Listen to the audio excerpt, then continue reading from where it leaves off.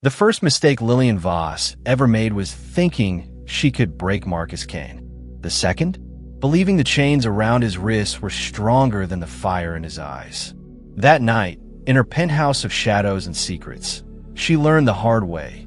Some men can't be caged. Some hearts refuse to be tamed. And by the time she realized the truth, it was already too late. The hunter had become the hunted. The captor? Now, nothing more than a pawn in a game she didn't even know she was playing. The question wasn't whether Marcus would escape. It was whether she ever could. Please wait. Before we start, tap that iCard button in the top right corner and smash that subscribe button. Right now, hit the notification bell so you're first in line when new stories land. Alright, let's dive into the story. Chapter 1. The night hummed with a quiet tension, the kind that slithered through the air like an unspoken threat. The penthouse was bathed in the dim glow of city lights filtering through floor-to-ceiling windows, casting long, jagged shadows across the polished marble floor. Lillian Voss stood at the center of all, her emerald-green eyes sharp as daggers, her lips, painted a venomous red, curved into a smirk that didn't quite reach her gaze. The sleek black suit she wore clung to her like a second skin, every seam tailored to accentuate the dangerous elegance of her figure. Power and allure wrapped in one. Across the room, bound to a steel-framed chair with reinforced cuffs, Marcus Kane sat with an infuriating calm. His dark hair was tousled, a bruise forming along his jawline, but his posture was relaxed, as if he were lounging rather than restrained. His fingers tapped idly against the armrest, a steady rhythm that grated on Lillian's nerves. "You look tense," Marcus said, his voice rough but laced with amusement. "Long night." Lillian's heels clicked against the floor as she stepped closer, her gaze never leaving his. "You're in no position to joke, Marcus." He tilted his head, studying her. "Aren't I? Seems like I've got your full attention. That's a win in my book." Her nails dug into her palm. She hadn't expected defiance. She'd expected fear, desperation, anything but this maddening confidence. "You stole from me," she hissed. "No one does that and walks away." Marcus exhaled a laugh. "See, that's the thing. I don't remember stealing anything." "Liar." The word snapped like a whip. He leaned forward as much as the restraints allowed, his dark eyes locking onto hers. "Prove it." A muscle twitched in Lillian's jaw. She'd interrogated men who broke within minutes, who begged for mercy. But Marcus? He was playing with her, and she hated games she didn't control. She reached into her pocket and pulled out a small silver drive, holding it up between them. "The Black Lotus files. You think I wouldn't notice?" Marcus didn't even glance at it. "If I had them, you'd never find them. Then why were you in my vault?" "Maybe I was admiring the decor." His grin was all teeth. Lillian's patience frayed. She grabbed the front of his shirt, yanking him forward until their faces were inches apart. "This isn't a joke." His breath was warm against her skin, his voice dropping to a whisper. "No? Then why are you smiling?" She recoiled. She hadn't realized she was. Marcus leaned back, satisfaction gleaming in his eyes. "You like this. The chase. The fight." Lillian straightened, smoothing her suit with deliberate slowness. "What I like," she said coldly, "is winning. Then we have something in common." She turned away, her mind racing. He was hiding something, and she would unravel him. But as she paced, a flicker of doubt crept in. She had taken him captive. She had bound him in steel. But she hadn't accounted for one thing. The human heart is stronger than any chains. And Marcus Kane's? It wasn't just unbroken. It was laughing at her. Chapter 2. The morning sun cast a golden glow over the quiet town of Eldermere, its rays peeking through the dense canopy of ancient oaks. Finn adjusted the strap of his satchel, the weight of his father's old journal pressing against his side. He kicked a pebble along the cobbled path, lost in thought. "Oi, Finn, wait up!" A familiar voice echoed behind him. He turned to see Lila sprinting toward him, her wild curls bouncing with each step. She skidded to a halt, breathless. You're not sneaking off without me, are you? Fin schmierket. Wouldn't dream of it. But you're late again. Lila rolled her eyes. Fashionably late, thank you very much. Besides, you're the one who insisted we meet at the crack of dawn. She nudged him playfully. So what's the big mystery this time? Finn hesitated, glancing around before lowering his voice. I found something in Dad's journal. A map, or at least part of one. It leads to the old ruins beyond the Blackridge Pass. Lila's eyes widened. The forbidden ruins? The ones everyone says are cursed. She crossed her arms. You're not seriously thinking of going there, are you? Why not? Dad must have had a reason to hide this. Finn tapped the journal. What if there's something important out there? Or what if there's something dangerous? Lila countered, but the spark of curiosity in her gaze betrayed her. She sighed. Fine, but if we get eaten by a shadow beast, I'm haunting you first. Finn grinned. Deal. The two set off, the town fading behind them as they ventured into the dense woods. The air grew cooler, the sunlight dimming beneath the thick foliage. Birds chirped overhead, but an uneasy silence settled between them. Lila broke it first. So what's the plan when we get there? Assuming we don't get lost, which, let's be honest, is a big assumption with your sense of direction. Finn stovlet. I did not get lost. That one time doesn't count. One time? Finn, you got us stranded in the middle of, okay. He held up his hands. This time's different. The journal's clues are clear. We follow the river to the standing stones, then head north. Lila raised an eyebrow. And if the river's dried up? Finn paused. Then we improvise. She groaned. We're doomed. A rustling in the bushes cut their banter short. Both froze, eyes darting toward the sound. A small fox darted out, glanced at them, and vanished into the undergrowth. Lila exhaled sharply. See? Even the wildlife thinks this is a bad idea. Finn ignored her, pressing forward. Come on, we're close. The trees thinned, revealing a crumbling archway covered in ivy, the entrance to the ruins. The air hummed with an eerie energy, sending a shiver down Finn's spine. Lila gulped. Okay, now I'm definitely getting haunted vibes. Finn stepped forward, determination hardening his features. Then let's not keep the ghosts waiting. As they crossed the threshold, the wind whispered through the stones, carrying secrets and perhaps a warning. But Finn didn't look back. Whatever lay ahead, he was ready, or so he thought. Chapter 3. The ruins loomed before them, their jagged stones covered in moss and strange, twisting symbols that seemed to pulse faintly in the dim light. Finn reached out, running his fingers over the carvings. These markings, I've seen them before, he murmured. In Dad's journal. Lila leaned in, squinting. They look like someone let a drunk chicken walk over wet ink. What do they even say? Finn shot her a look. Very helpful, Lila. She grinned. Just saying, if this is some ancient prophecy, it's written in nonsense. A sudden gust of wind howled through the ruins, sending a chill down their spines. The symbols flared briefly, glowing in eerie blue before fading. Lila stumbled back. Okay, that was definitely not natural. Finn's heart pounded, but he forced himself to stay calm. It's just some old magic. Probably harmless. Probably... Lila hissed. Finn, your optimism is going to get us killed one day. Before he could retort, a low, grinding noise echoed from deeper within the ruins. The ground trembled slightly beneath their feet. Finn swallowed hard. Or maybe today. Lila grabbed his arm. We should leave. Now. But Finn's curiosity burned too strong. We came this far. We have to see what's down there. She groaned. You and your stupid curiosity. Another tremor cut her off, louder this time. Dust rained from the ceiling as the ruins groaned in protest. Finn tightened his grip on the journal. Come on, if we're quick, we can... A deafening crack split the air as the floor beneath them gave way. They barely had time to scream before they were plummeting into darkness.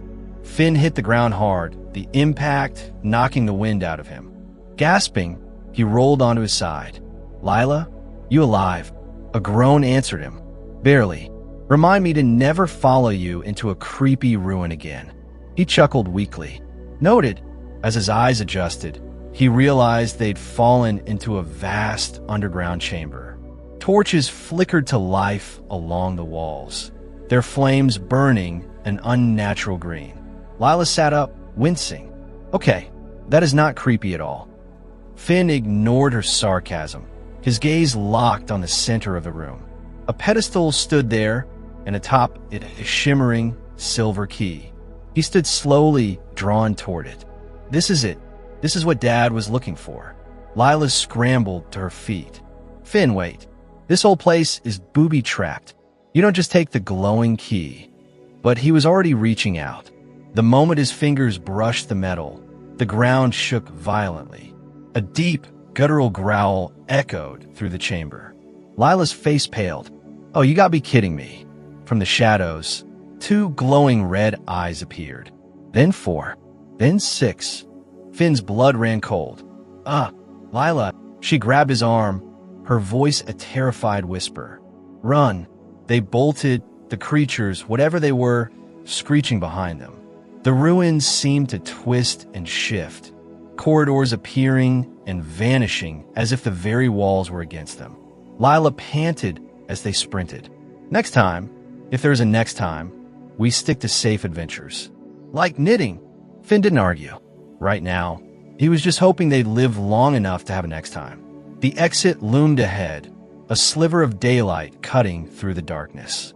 With one final burst of speed, they hurled themselves through, just as the ruins collapsed behind them in a cloud of dust and rubble.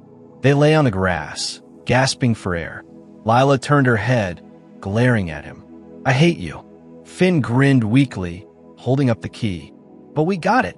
She groaned, flopping onto her back. "We are so doomed." And as the wind carried the distant sound of howling creatures, Finn couldn't help but think she might be right. Chapter 4. The penthouse had grown colder in the hours since Marcus's capture, the air thick with unspoken threats and the metallic tang of blood for where Lillian's earlier strike had split his lip. She stood by the floor-to-ceiling windows now, her reflection a ghostly silhouette against the city lights, her fingers drumming an impatient rhythm against her thigh. The silence between them was a living thing, pulsing with tension. Marcus shifted in his restraints, the cuffs clinking softly. "You're quiet," he observed, his voice rough but amused. "Regretting hitting me yet?" Lillian didn't turn. "I regret not hitting you harder." He chuckled, the sound low and grating. "Liar. You enjoyed it." That made her whirl around, her eyes flashing. "You don't know what I enjoy, don't I?" His grin was infuriating, blood still smeared at the corner of his mouth. "You like control, dominance. But here's the thing, Lillian, you don't have it." "Not really." Her phone buzzed on the table, the screen lighting up with a single notification. She snatched it up, her pulse quickening as she read the message. "He's not what he seems." Marcus watched her, his gaze sharp. "Bad news." She shoved the phone into her pocket, her voice icy. "None of your concern." So it's about me." He leaned forward, the chair creaking under his weight. "Who's pulling your strings, Lillian? Because it's sure as hell not you." Her hand twitched toward the gun holstered at her hip, a reflex, a tell. Marcus's eyes tracked the movement, his smirk deepening. "Touchy subject," he mused. "Who's got you scared?" "I'm not scared of anything." "Then why are your hands shaking?" She clenched them into fists, her nails biting into her palms. "You're pushing your luck, and you're stalling." His voice dropped, taunting. "What's the matter? Realize you're in over your head." Lillian crossed the room in 3 strides, her hand snapping out to grip his chin, forcing his head back. "You think you're clever? You're a pawn in a game you don't even understand." Marcus's eyes burned into hers, unflinching. "Funny, I was about to say the same thing to you." For a heartbeat, they were locked in a silent battle, the air between them charged with something dangerous. Then her phone buzzed again, another message. She released him with a shove, stepping back to read it. Marcus exhaled, rolling his shoulders. "Whoever they are, they've got you jumping like a puppet. She ignored him, her mind racing. The pieces weren't fitting. Marcus should have broken by now. Should have begged. Should have folded. But he hadn't. And that terrified her more than she'd ever admit. "You're hiding something," she accused, her voice barely above a whisper. He tilted his head, his expression unreadable. "Aren't we all?" The lights flickered. For the briefest moment, the room plunged into darkness. When they came back on, Marcus's cuffs were loose. Not free, but loose. Lillian's breath caught. He smiled, and for the first time, she wondered if she'd ever been in control at all. Chapter 5. The storm raged outside the abandoned watchtower where Finn and Lila had taken shelter, rain lashing against the cracked stone walls like an angry spirit demanding entry. Finn clutched the silver key tightly, its unnatural warmth seeping into his palm. Lila wrung water from her sleeve, scowling. You know, most people wait out storms in cozy taverns, not haunted towers that smell like wet wolf. Finn shot her a tired grin. "Where's your sense of adventure?" "Lost it somewhere between the cursed ruins and the actual monsters chasing us," she snapped, but there was no real heat in her words. She peered out the narrow window. "They're still out there, aren't they?" A distant howl answered her, making them both flinch. Finn turned the key over in his hands. "This has to be important. Why else would those creatures want it so badly?"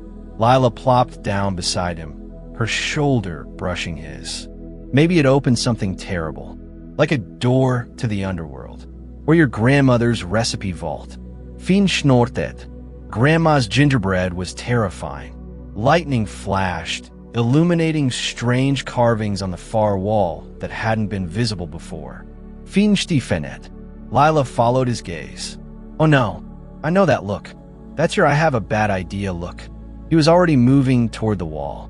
These markings, they matched the ones in the ruins. His fingers traced the symbols, which began to glow faintly blue. Lila grabbed his arm. "Finn, stop poking the magic walls.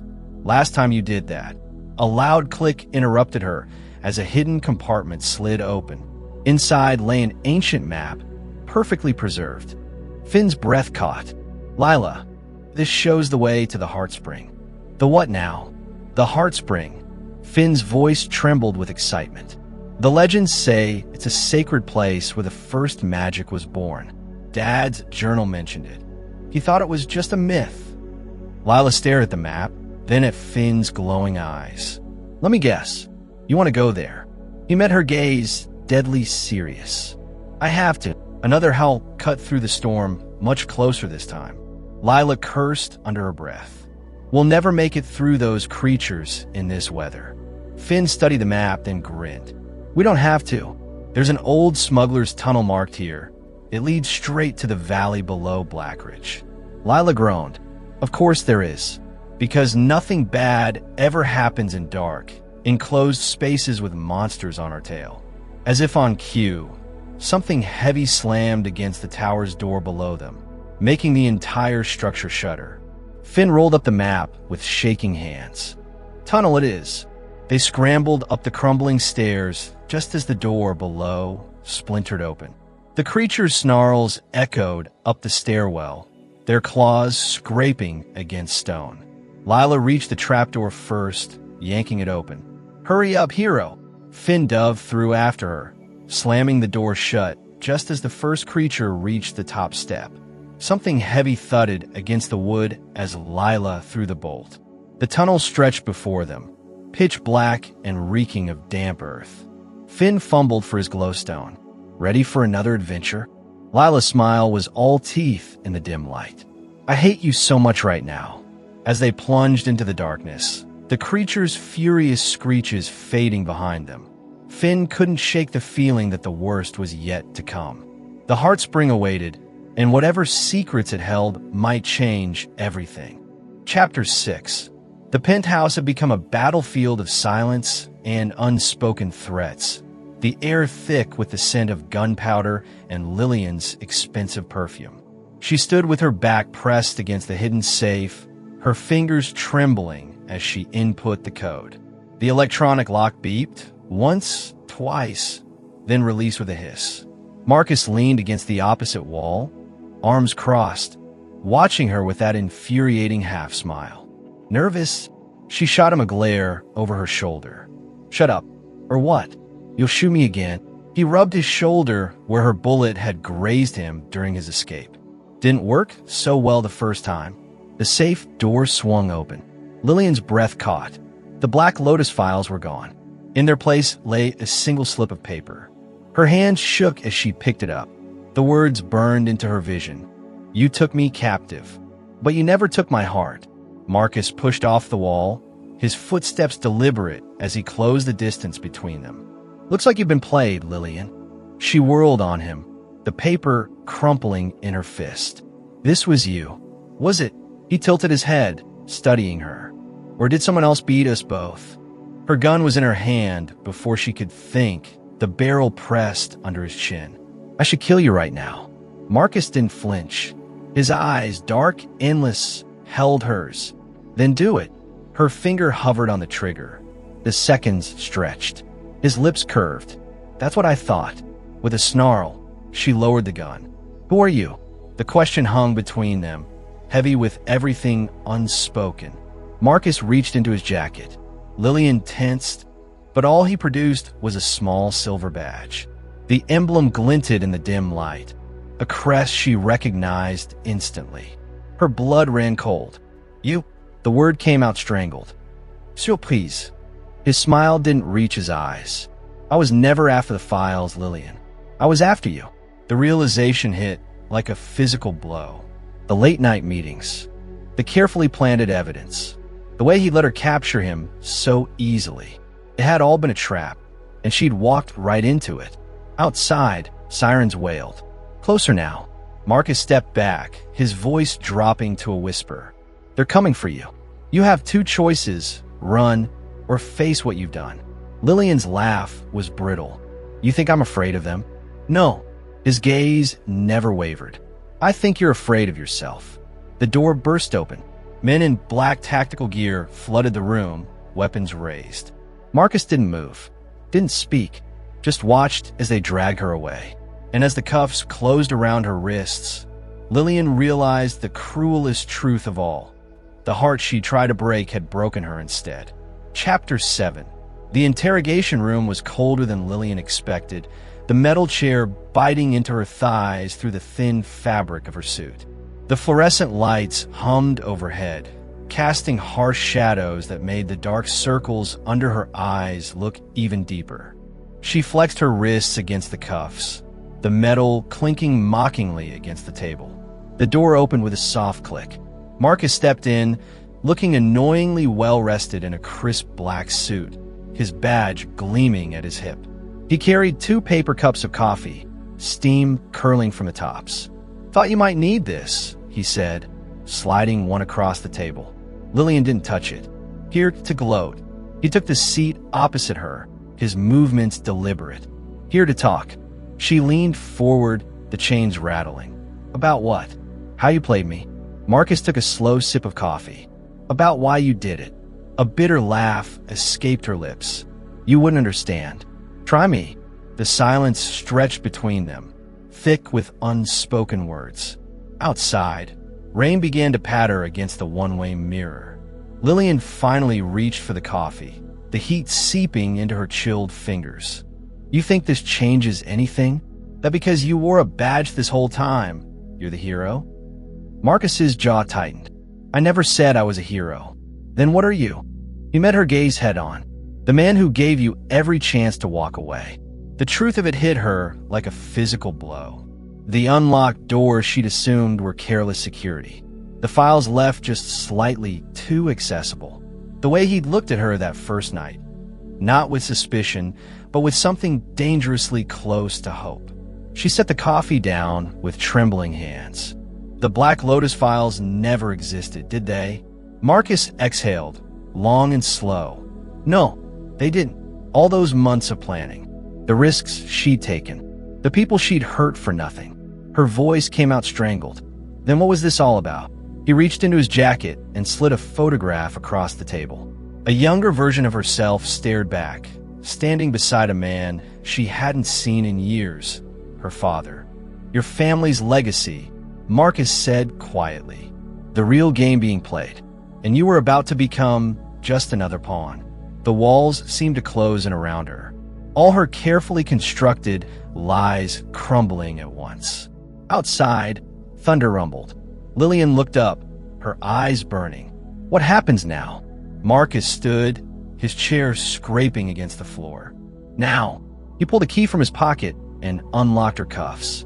Now you decide whose side you're really on. The metal fell away, leaving her wrists bare. Vulnerable.